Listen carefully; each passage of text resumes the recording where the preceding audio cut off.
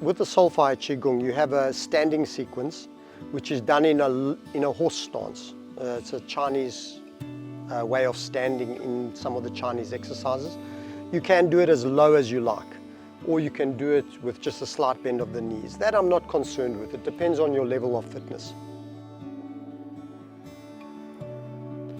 So the stance is done in the horse stance with the arms out. This is starting to open the body up. We spend so much time in front of a computer, in front of a car, you know, digging ditches or whatever we tend to do.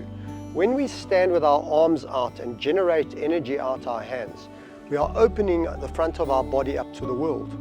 We don't want to fall into a fetal position. We want to open up. So that exercise is very good for that.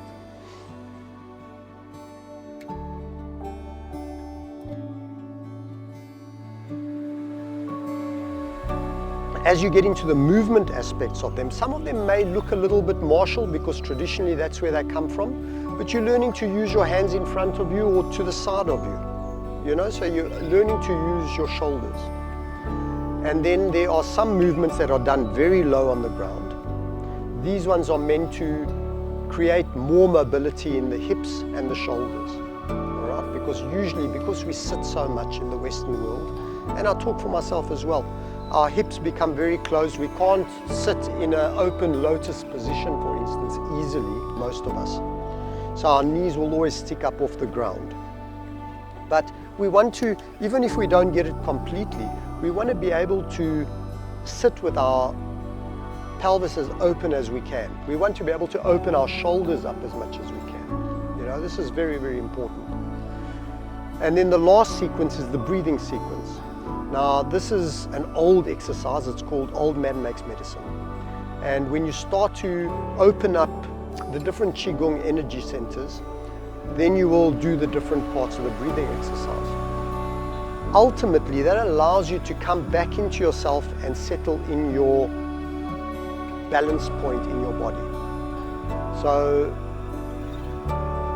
it's the lower dantian in Qigong. Once you settle in there after the vigorous exercises, then you can stand up and go about your daily work, right? Or you can sit and then go into a quiet meditation afterwards, if you choose to. But with that sequence, you're learning to take little pieces that you can then do every day. So if you just want to do mobility work, you can do that. If you just want to do Qigong, you can do that. If you just want to do breathing exercises, you can do that, right? If you feel that you're an anxious type of person and you want to do breathing exercises, those are fantastic for you. There's nothing better.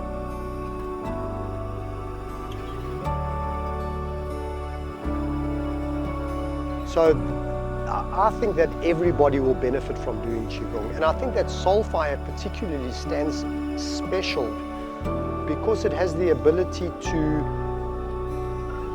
draw in people that aren't interested in learning about Taoism or Buddhism or any spiritual activity.